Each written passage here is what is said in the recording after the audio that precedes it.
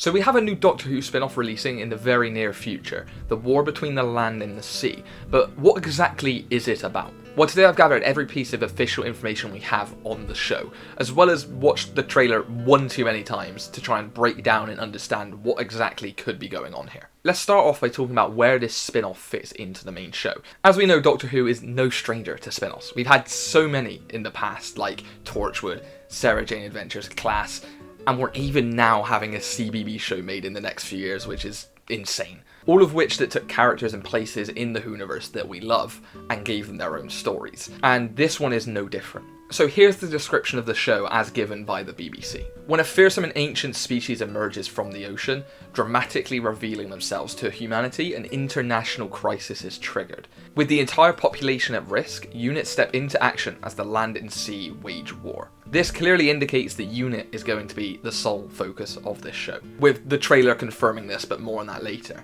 With the focus on war and having a more serious tone for mature audiences, it's most likely that this series will follow on from Lucky Day in seeing a darker side to U.N.I.T. The writer of Lucky Day is also the writer for this series, and so there is some speculation that that might be the case. Adding to this, a BBC post on August 23rd, 2024 also gave us some extra details as to what causes this war. Russell T Davies says, there's a race that lives beneath the oceans. They wake up and they see the state of the oceans that we have put it in. Explaining that we have wrecked the place and it is war.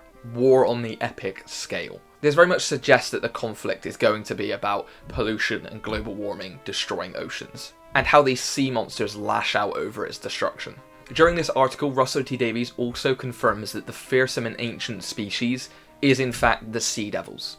Yes, the monsters from the 70s and that one Jodie Whittaker special that everybody loves. Now we do see these creatures and Sea Devils within the trailer, but if Russell T Davies did not confirm this, I would not blame you for not knowing. They look drastically different. However, to me the designs are very much like the new Silurian designs that were created for Series 5, in which they're slightly more humanized, especially in the face. But again, we'll touch more on that in a minute. So let's just take a look at this trailer and see what we can gather from that. The tides have drawn us together. So we start off with something that kind of looks like an excavation site, but because it's more military, I'm going to assume it's a research or monitoring site. And it seems like they are monitoring the Sea Devils, or trying to find where they came from. Especially because in this next shot we see one emerge from the water, what seems to be the same place. This may not be at the same time. This could have been that Sea Devils came out of here and caused havoc, and then U.N.I.T were flown in to check it out. But it at least seems like they're in the same area here. Also, when we see these Sea Devils leave the water, it does seem like they have a mask much like the Silurians did have in the Season 5 two-parter. So there's even more similarities there with this redesign, being just a slightly more humanoid version. We then hear a voice say, "Tides have drawn us together." And this voice seems to be of the female Sea Devil we see later in the trailer. We could make a difference, you and I. We then hear the same Sea Devil voice say, "We could make a difference, you and I." With the visuals showing us this character Barclay, which we later see talking to that Sea Devil. He is also featured very heavily within the trailer and is listed as part of the cast, so he is most likely going to be our protagonist. End the conflict between our species before it's too late. We then get a glimpse of what seems to be another U.N.I.T base. Now this could be the Australian one, which is where Mel was said to be solving an issue within Lucky Day. Mel's on her way to Sydney. There's something strange happening in the harbour. Oh, you on your own? Or this could be Geneva, which is another key U.N.I.T place within the Doctor Who universe, or somewhere completely new. We then get some shots showing a place that looks sort of like a courtroom. But to me, I kind of see it more as a place where world leads or military heads have come to meet as a result of the war being waged. All the scenes with the U.N.I.T base, as well as with the government building that we see, all have this tense feel about them.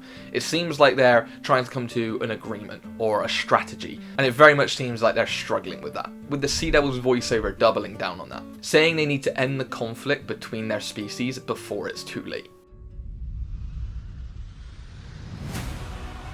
I don't know why you chose me for any of this. This is where we then see the Sea Devil for the first time. And then we have some shots of Barclay being escorted out of this government building, making me think he's some sort of lead for UNIT in this fight maybe. We then get a brief shot of Shirley, and then we get our first shot of Barclay and the Sea Devil together, which closely follows the finishing of all the Sea Devil's dialogue that was overlaid on the top of the trailer, which makes it seem like she was talking to Barclay this whole time. With Barclay responding, "I don't know why you chose me for any of this," which makes it seem like they're having a partnership. There's definitely been speculation that this is going to be a Romeo and Juliet sort of story, which I think would definitely be a cool direction to go, and would kind of work with them being a lot more humanoid now. But I think all of this shows is that they're working together to end the war. It seems like these are the two people either side there, almost the ambassadors of stopping the fighting, and whether they're successful or not, I don't know. You have to stop! Will you trust me, Barclay?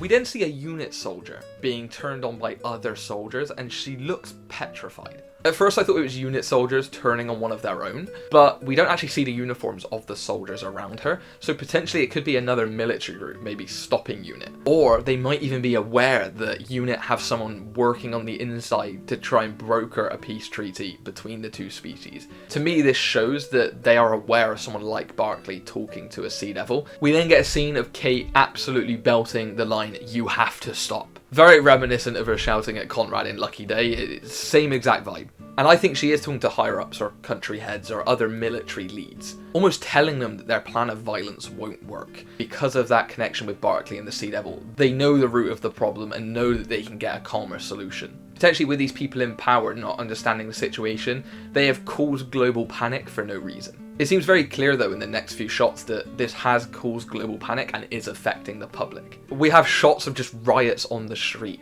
and then a shot with the general military surrounding the main Sea Devil. It's very clearly not just UNIT within this war, and I wonder if that's going to be part of the conflict, trying to navigate that situation. We then have the Sea Devil saying, "Will you trust me, Barclay?" In the next shot we have these UNIT members in these really baggy and massive suits, almost like space suits really. And I wonder if these are the suits that allow them to go deep underwater. Because in the shot we see Barclay and the Sea Devil in earlier, he is wearing some suit that looks like it allows him to go that deep underwater. As Barclay's in that image of the 5 people with the suits, this could make perfect sense.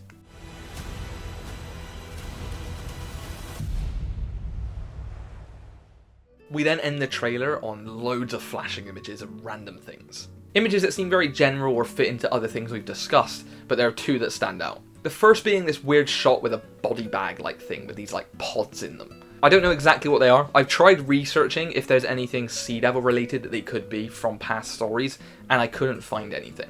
But they look like they could potentially be eggs of some sort, maybe they are. Or they could even be weapons. Maybe there's some Sea Devil bomb things and they've just snuck them in. I don't really know, but it seems Sea Devil of origin at least. And then the second, which is also the last shot of this trailer, is Barclay meeting the Sea Devil. And this is from a different angle, but it looks to be the same shot that we saw earlier, front on of the Sea Devil, in this sort of museum place. It has the feel of the courtroom government place we were earlier, but I can't quite tell if it is the same location, so I'm not sure exactly where they are here. But to me, this gives off like it's not their first meeting. To me, this seems like they have known each other for a while, and Barclay's forced to confront them to almost talk them down out of something. Fingers crossed I haven't missed anything in that trailer, but if I bring together everything we have discussed so far, this is what I think the war between the land and the sea will be about. So the show will start with the Sea Devils doing some sort of public harm as a result of seeing what the humans have done to the oceans. Due to it being a public attack and the internet existing, it just goes massive and worldwide. And lots of world leaders and military organisations come together to devise a plan. But the plan's a lot more violent than it should be, and it causes a full-on global panic. UNIT obviously come in to help as usual, trying to maybe get ahead of the game and have Barclay be the inside man. And with experience with aliens and different technology, and that connection with Barclay and the Sea Devil, UNIT are aware that there's a better way to go about this. However, they're struggling to do so because on both sides they don't want that to happen, with both sides just increasing and making the war worse. And this is where I think Barclay and UNIT, along with the Sea Devil, would try and take things into their own hands to create a nice, easy solution. My guess being that the Sea Devil side are going to end up having to make a sacrifice for the human race. And this does seem to be following a very similar story from Series 5 that I mentioned earlier, the Silurian two-parter. It almost seems like we're going to get a show that's essentially that, but on a global scale. With the more serious tone and the longer episode count, we can probably see a more realistic turn of events from that sort of story, and I actually can't wait to see it. Now, hopefully this video has been informative for you. If I've missed anything in the trailer or there's anything you have to add to the theories, make sure to drop comments down below. I'll try and pin any of the best or most important ones for you to know. And if you did enjoy this video, please consider subscribing to the channel. But with that all said, I'll see you in the next one. Goodbye.